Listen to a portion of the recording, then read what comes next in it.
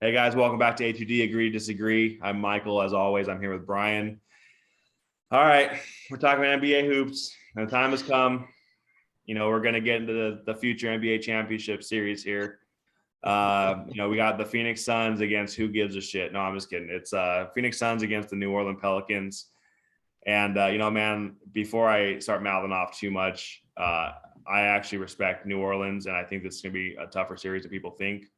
But I know that you have not been on the same train as me all year, so I'm gonna go ahead and let you take this one first and tell me how you think this series is gonna go, and who's your official pick. I mean, it's the Suns. It's the first round. It's a 1-8 matchup. Is the NBA? Was it happened one time ever? Maybe I'm not that I can remember. I think the with the Warriors with Baron Utah and Davis. Golden State, yeah. Yeah, back then I remember that they won. But other than that, dude, like it doesn't happen. So I don't think it's gonna happen now. But I do, to your credit, momentum. I believe in momentum, and the Pelicans have a little bit of momentum right now. I think they can get a game, maybe two, but more than likely, I'm going to say the Suns in five. They just they're too deep. They're a good team. They got the coach of the year on their team. They got a defensive player of the year candidate in Bridges. They got two closers. They got Aiton too, who's taking his game to another level. So they're just a complete team. They play as a team. So they're going to be too much for Pelicans to handle. I like Brandon Ingram, but he's got a tough matchup. Bridges is probably going to be on him. That leaves CJ McCollum to kind of work though. Who's going to guard him? Are you going to put Jay Crowder? Because I think he's too big. So I think you're not going to do that. It's going to have to be Booker or Chris Paul, and CJ is going to, I think, kind of be able to get off a little bit, and he's might make it a little interesting.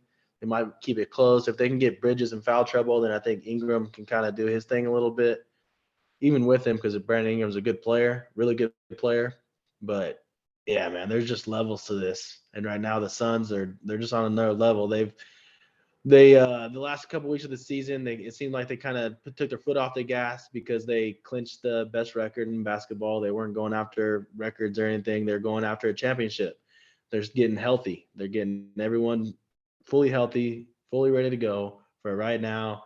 So I think they're going to come out guns blazing. I think the Suns are going to do well in round one. But I'll say the Pelicans still game three or game four and get one. I'll say Suns in five for me. All right, so I'm a homer, and anybody who watches the show knows that I watch every Suns game. I've been a Suns fan since I was born. I love this team, and last year in the playoffs, I mean, I talked a lot of shit when we dispatched the Lakers. I talked a lot of shit when we swept the Nuggets. I talked a lot of shit. I am not going to go that route this year. I honestly, the Pelicans are a team that they've beat us. I mean, they beat us in New Orleans, and they are a team that can steal a game, and I respect them. I respect Willie Green as their head coach. He was with Phoenix. He was assistant coach for Phoenix. I respect that team. I respect CJ McCollum. I think he's one of the most underrated players in basketball. But at the end of the day, man, it's going to come down to matchup for me. So when I'm talking with my head, not my heart here, you talked about Mikal Bridges. Mikal Bridges is going to be on CJ. It's going to be Jay Crowder on Ingram, and Jay Crowder is one of the more physical defenders. And I'm not going to sit here and say he's going to stop him.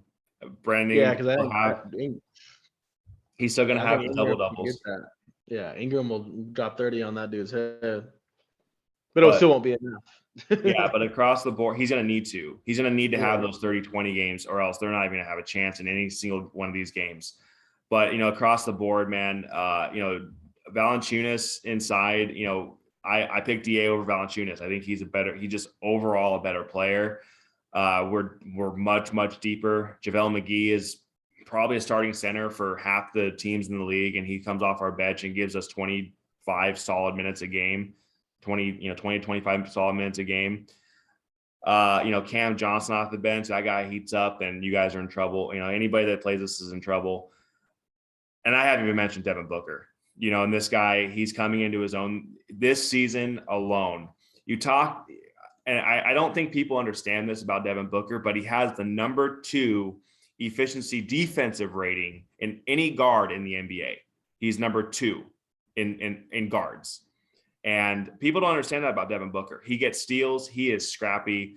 And, the one thing about Devin that I think he needs to get under control is anytime a call goes against him, he thinks that, he should be talking to the refs and he's on that level. I don't think he's necessarily on the Kobe level and all those guys who deserve those calls. He needs to shut up and play ball. Now, Phoenix. Well, you said efficient. Who are you guarding? You're probably guarding someone in the corner that's not really doing much. But You it's just still, mentioned Crowder and Bridges. he's still a piece of his like, defense, and man. you got Ayton inside. You got all these elite defenders around you. Doesn't matter. It's the NBA. He's a piece of his defense. He's a piece of his defense. Out the window. And I think the only guy that's above him in guards is Marcus Smart.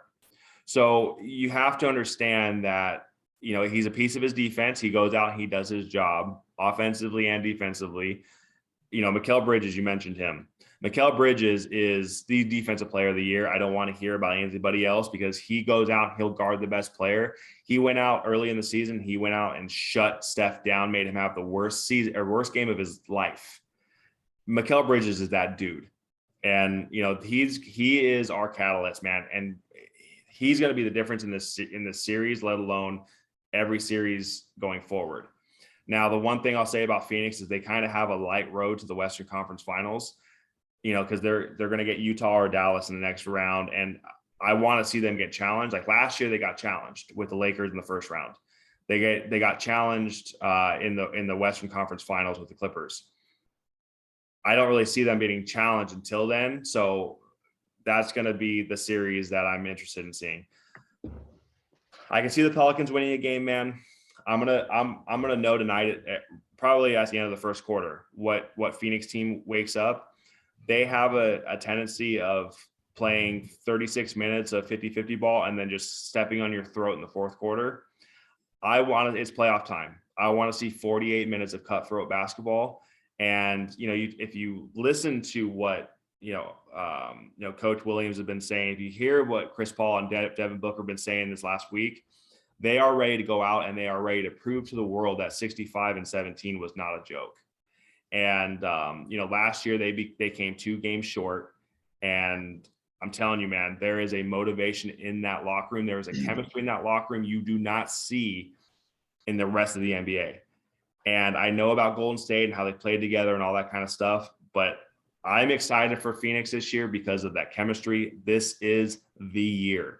If they can't get it done, it's not going to get done. And I think they know that. And Chris Paul knows that. Devin Booker knows that. DeAndre Ayton, I think he's a guy I've been waiting to kind of throw in there because he seems more, because a lot of people kind of threw him under the bus for that finals last year because Giannis kind of took over and he was in foul trouble and all that. I think the Ayton kind of took a little bit of that personally, as he should. And that dude, he's starting to play some bully ball, man. You brought up that Valanciunas matchup. Like physically, you just look at Ayton, dude. His shoulders are wide, and he's a big, strong dude. He's might be the best matchup for Giannis at this point. So if they do get that again, I think he's honestly looking forward to that opportunity. And that's the mindset that you need. That's the exact mindset that you need. And I think DeAndre Ayton is a huge X factor in all this. I think that he's a force inside now. He's taking his game to another level. Bridges is taking his game to another level.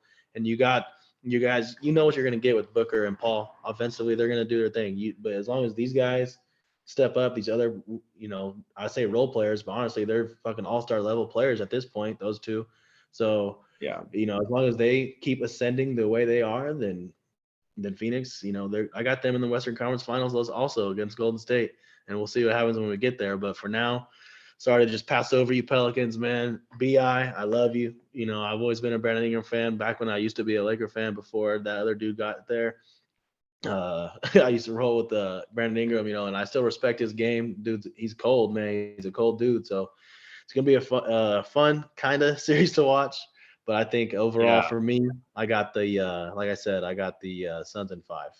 My prediction my overall prediction is Suns in 5 too, because I'm trying not to just completely walk over that team, Humble approach. It's weird. I'm tripping right now. The one last thing I'll say is there's 3 guys on this team, and if they start splashing, there's not a team in the NBA that's going to beat Phoenix, and that's Landry Shamet, Cam Johnson, and Jay Crowder.